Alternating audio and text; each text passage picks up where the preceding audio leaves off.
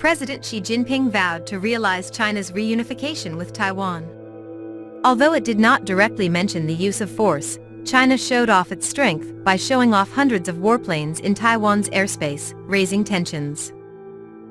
Democratically ruled Taiwan is under increasing military and political pressure from Beijing to accept its sovereignty, but Taipei has pledged to defend their independence, and that only the Taiwanese people can decide their future.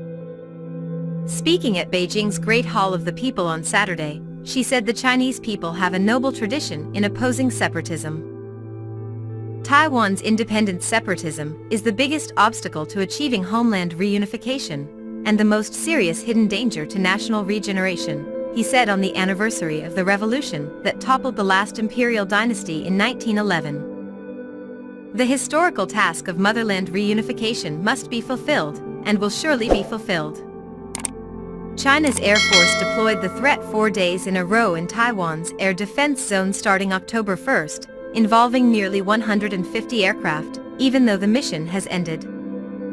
Taiwan declares that it is an independent country called the Republic of China. Taiwan's President Tsai Ing-wen said her country would do whatever it could to defend itself.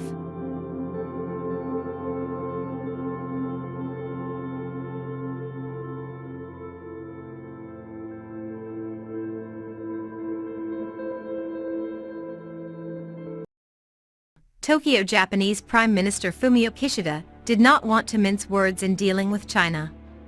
In his maiden speech to Parliament on Friday, the former foreign minister made sure his government would not be flabby to the country in Western Japan. On national security and foreign affairs, Kishida said he would protect Japan's peace and stability. With the security environment around the country getting tougher, I will resolutely protect our territory, territorial waters, airspace, and the lives and property of our people, he told Parliament. Japan faces the threat of rapid military buildup and China's aggressive maritime expansion. The country is also worried about North Korea's nuclear and missile programs. Fumio Kishida said he planned to update his national security strategy and aim to improve Coast Guard and missile defense capabilities. Regarding relations with China, Kishida said building stable relations and maintaining dialogue was important, but Japan would not mince words when necessary.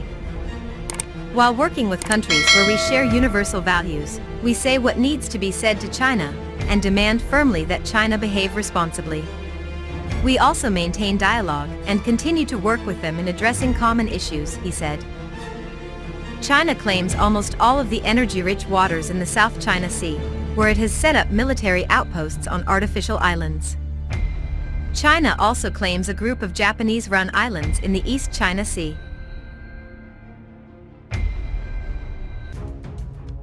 Chinese President Xi Jinping had a phone call with Japan's new Prime Minister, Fumio Kishida, on Friday. In the conversation, she cited China's ancient adage that good neighborliness is a priceless treasure for a country. China and Japan are close neighbors, she was quoted as saying by official Chinese media. According to Xi, building friendship and cooperation between China and Japan should be based on the main interests of both countries and their peoples, as well as maintaining a conducive situation in Asia for global peace, stability, and prosperity. China and Japan are currently facing opportunities and challenges.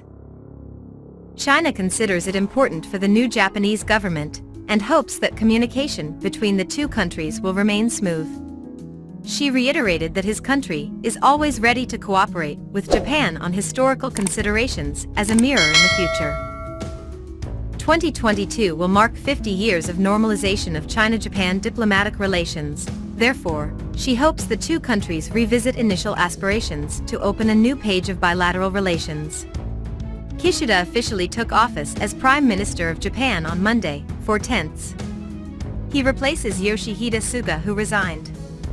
Recently, the Chinese and Japanese militaries engaged in mutual provocations in the bordering waters.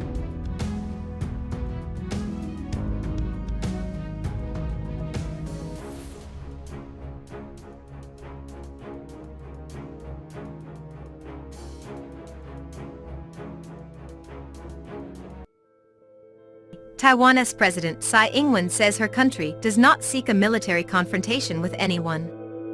The same applies to China. Tsai said she would do everything she could to defend her country's sovereignty and freedoms. Taiwan hopes to coexist peacefully, stably and mutually beneficially with its neighbors. However, we will do whatever it takes to defend its democratic freedoms and way of life, Tsai said, as quoted by the Malay Mail, Friday, October 8, 2021. In the past 4 days, tensions have continued to rise after Beijing sent hundreds of jets into Taiwan's airspace. Earlier, Taiwan's Foreign Minister Joseph Wu expressed his country's readiness to go to war against China after China could launch an invasion of the region in the coming years. However, according to Tsai, prosperity can be achieved in the Indo-Pacific region with a peaceful, stable, and transparent environment. But it also brings new tensions and systemic contradictions that could adversely affect international security and the global economy if not handled with caution, Tsai said. Tsai said Taiwan would work with countries in the region to ensure that stability was achieved. Taiwan is fully committed to collaborating with regional players in preventing armed conflicts in East China, the South China Sea, and in the Taiwan Strait, Tsai said.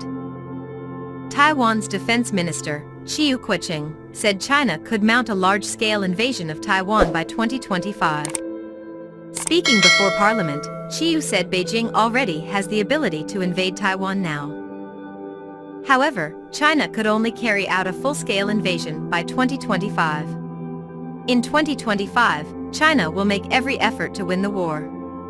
They already have the capacity now, but will not start a war easily, have to consider many other things, Chiu said.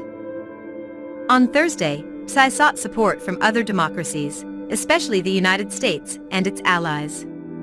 Especially amid mounting military and political pressure from China, which claims Taiwan as its own territory. Speaking in the presidential office to French senators, led by former Defense Minister Alain Richard, Tsai thanked France for its concerns about the situation in the Taiwan Strait and support for its international participation. We will continue to fulfill our responsibility as members of the international community to ensure peace and stability in the Indo-Pacific region. We also look forward to making more contributions to the world together with France, Tsai said.